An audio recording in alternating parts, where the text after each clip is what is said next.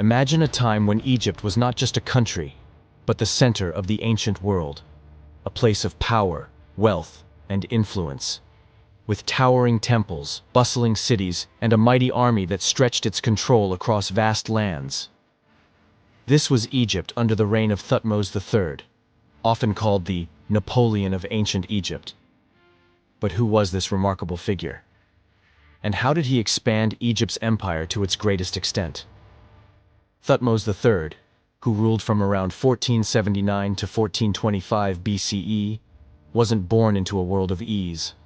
His journey to greatness began with a complicated family dynamic.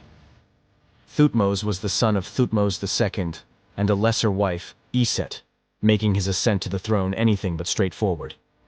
When his father died, Thutmose III was only a child. As was customary in ancient Egypt, his stepmother, Hatshepsut, acted as his regent.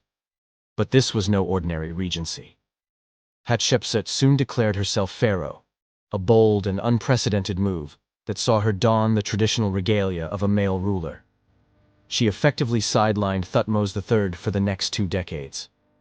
But, rather than a bitter rivalry, their co-rule saw Egypt flourish, with Hatshepsut focusing on trade expeditions, monumental building projects, and the strengthening of Egypt's economy.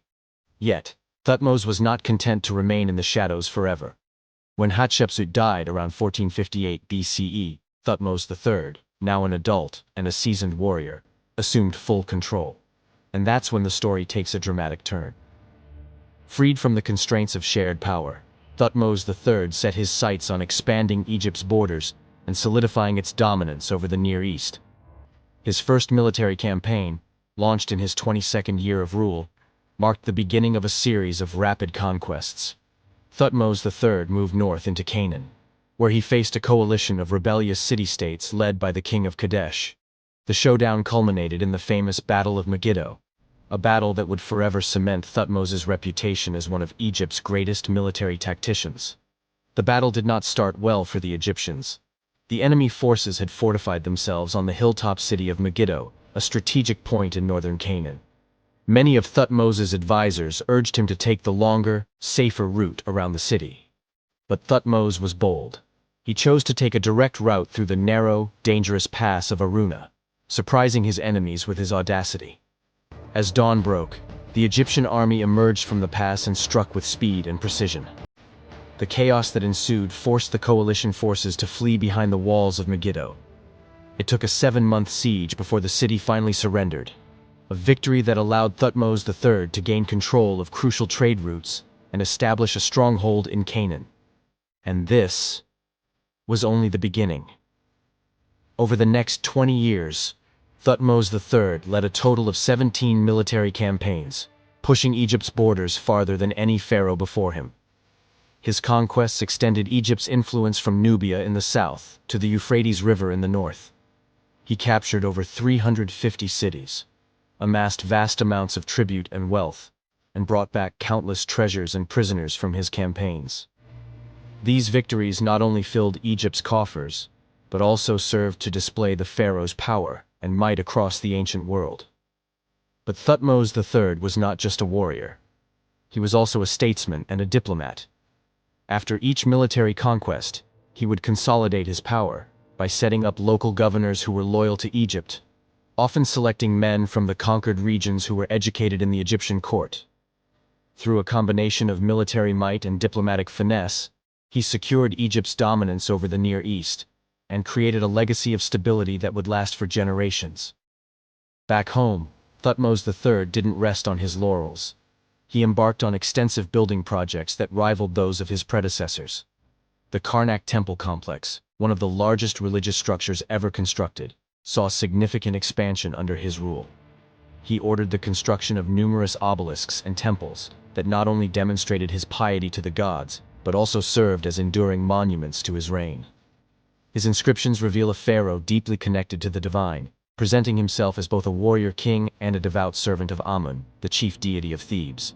Thutmose III's reign also marked a high point in Egyptian art and culture. As the empire expanded, so too did its cultural horizons. Art, architecture, and literature flourished under his rule, reflecting a period of relative peace and prosperity. He encouraged the study of botany and zoology, often bringing back rare plants, animals, and other curiosities from his campaigns to be studied in his gardens. These acts demonstrated not just a conqueror's might, but also a ruler's curiosity about the world. But what truly set Thutmose III apart was his ability to maintain his vast empire. He knew that his conquests alone would not be enough to hold the empire together. So, he implemented a system of vassal states that paid tribute to Egypt and followed its laws. This strategy allowed for a degree of autonomy in the far reaches of the empire while ensuring loyalty to the pharaoh. To further ensure the loyalty of his newly conquered territories, Thutmose III took hostages. Not just any hostages, but the children of local rulers. These children were brought to Egypt, educated in Egyptian ways, and eventually sent back to their homelands as loyal vassals of the pharaoh. This practice, known as the Egyptianization policy, effectively bound the ruling elites of these territories to Egypt through cultural and familial ties. It was a brilliant strategy that kept the empire unified without constant military intervention. However, Thutmose III was not without his critics. Some believed that his aggressive expansionism strained Egypt's resources, and there were periods of unrest in parts of his empire. Yet, his ability to quell rebellions and maintain control speaks to his exceptional leadership and military acumen. By the time of his death around 1425 BCE, Thutmose III had reigned for over 50 years. His empire was the largest Egypt had ever seen, stretching from modern-day Syria to the Fourth Cataract of the Nile in Sudan. His military prowess, diplomatic skills, and visionary leadership left an indelible mark on Egypt's history. He was laid to rest in the Valley of the Kings, among other great pharaohs, but his legacy continues to resonate through the ages. Thutmose III wasn't just a ruler. He was a force of nature, a man whose ambitions knew no bounds, and whose achievements set the standard for all who followed. Under his leadership, Egypt became the superpower of the ancient world, its culture and influence stretching across continents. Thutmose III's story is one of audacity, brilliance, and sheer determination, a story that still captures our imagination today.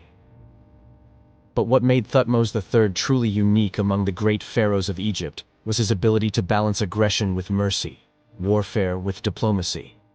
In his conquest of Kadesh, for instance, he didn't just defeat his enemies, he allowed the defeated rulers to retain their positions, provided they pledged loyalty and tribute to Egypt. This tactic of balancing harsh military campaigns with generous peace terms helped ensure that Egypt's dominance over the Near East was maintained with minimal resistance. Even more impressive was Thutmose's attention to the nuances of international relations. He regularly sent envoys to foreign courts, bearing gifts and letters that promoted Egypt's culture and established friendly ties. His marriage alliances with princesses from neighboring regions further cemented these diplomatic relationships, ensuring that Egypt remained at the center of a web of alliances and trade agreements. This diplomacy, paired with his military conquests, created a dual approach that was remarkably modern in its complexity and effectiveness. So, what do you think of Thutmose III? Was he a visionary leader who shaped Egypt's destiny, or a conqueror whose ambitions drove him to the ends of the known world? Let us know in the comments below. And if you enjoyed this journey through history, make sure to like this video and subscribe to Historical Highway for more stories from the past.